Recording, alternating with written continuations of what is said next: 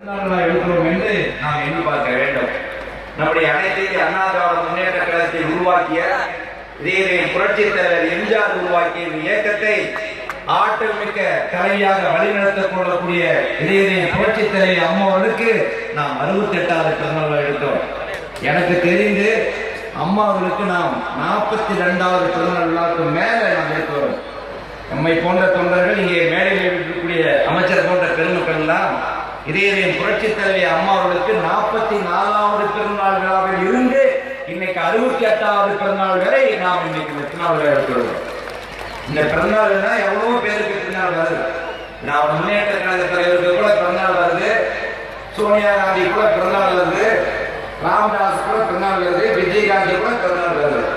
அந்த தலைவருக்கெல்லாம் பிறந்தநாள் வந்தா அந்த கட்சியினுடைய தொண்டர்கள் தலைவர்கள் அவர் நேரடியை பார்த்து மாலை போடுவாங்க, துண்டு போடுவாங்க, பூங்குந்து கொடுப்பாங்க, கால் வருவாங்க, சீட்டு வேணும்னு கேட்பாங்க.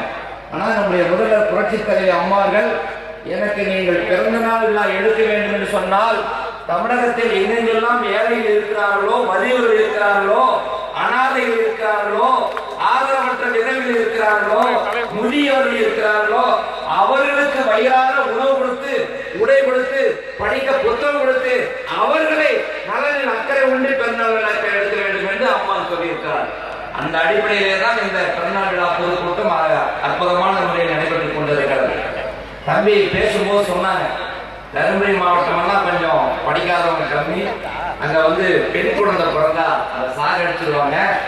அதுக்காக நம்முடைய முதல்வர் புரட்சித் தலைவி அம்மாவர்கள் 1996ஆம் ஆண்டு முதலமைச்சராக இருக்கும்போது தொட்டில் குழந்தை திட்டம் கொண்டு வந்து அந்த பெண் குழந்தை பாதுகாத்த தலைவி நம்முடைய முதல்வர் புரட்சித் தலைவி அம்மான்னு சொன்னார்.